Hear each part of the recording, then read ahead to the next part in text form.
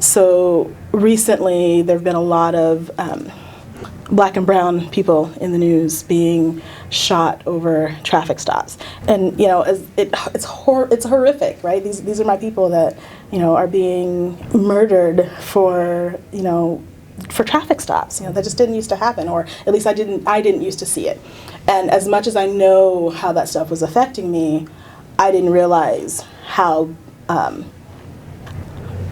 impactful it was on me until I was stopped myself. And so recently I was traveling from Omak, driving home after the council dinner, and was going through Wenatchee, and I see the red and blue lights in my rear view. And my first thought was, please God, just let me make it home. Mm-hmm. And so then I was like, okay, remembering, what my parents have taught me about, driving while black. I signaled, I pulled over and just immediately put both hands on the wheel. And God, I just want to make it home. And so the officer comes to the door, motions for me to roll my window down. And so, one hand on the wheel, the other hand rolling it down. And he asked me if I knew why he's pulled me over. Mm-hmm. And I said, no, sir. And he says, well, you have a headlight out. And I said, okay, and he says, okay, well, I need your driver's license. Mm-hmm. And I look over at my purse, my black purse, and it's sitting on the seat and it's zipped. Scared to move.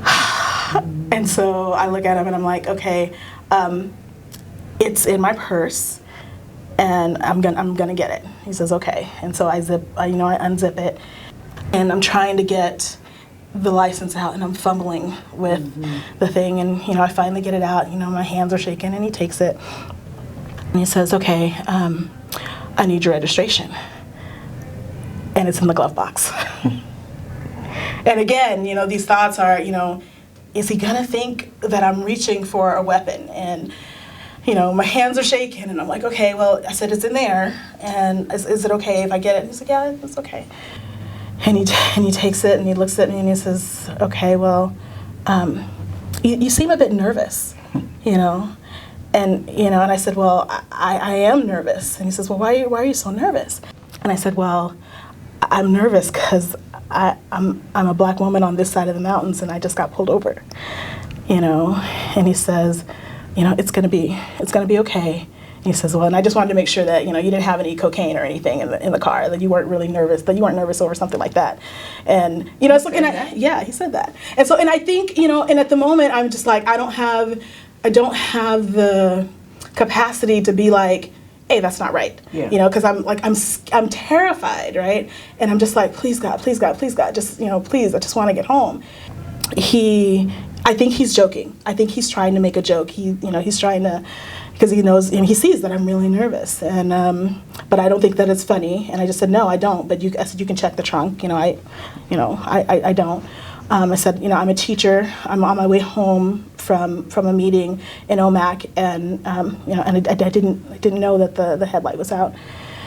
And he gives me back my stuff, and he just says, well, I'm going to let you go this time with just a warning, but make sure that you get that headlight out, and make sure that you get your insurance card, because that's a $500 ticket. And I was like, okay, yes, sir. And my intention on the way home was to stop, because I live in Kittitas, so driving from Kittitas to Omak, I need a gas stop, and I was going to stop in Wenatchee and fill up, but when he left me and went back to his car, and I pulled out, I was just like, I just gotta get home. I just gotta get home. And so it's okay. I understand. So I make it home, and walk through the door, and my husband is Caucasian, and I just walked into his arms and just started shaking and crying, and and I told him the story of what happened, and I asked him, I said, honey, would you have had that same reaction? You know, would you have thought, would your first thought have been that you weren't going to make it home? Mm-hmm. And he said no. He said no. And I said, that's what privilege is. Mm-hmm. That's what it's like to walk through life with something that is as ordinary as a traffic stop and not have to worry that you're not going to make it home to your children. You know, and I don't get to have that experience. You know, it's like we're in two different worlds, right? Right. Yeah. Right. So. Just hearing it, I can only imagine, because we know not only men driving while black, but women driving while black have never made it home. And one sister to another, I'm sorry, but I identify, and it is unfortunate that in 2019 we still have to be dealing with something such as that. Mm-hmm.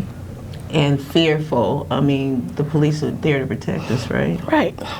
But when we get stopped by them, just the thought, oh my God, they're pulling me over, mm-hmm. strikes so much fear in us, and it is crazy. Mm-hmm.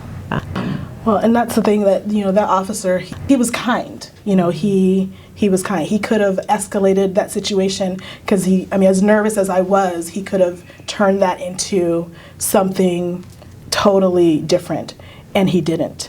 And I appreciate that. And I know that he is probably the norm and not the exception. But all I could think when I got home was, I was just like, thank God I made it home to my kids. You know, thank God that I made it home. And I don't think I should have to feel that way about a routine traffic stop.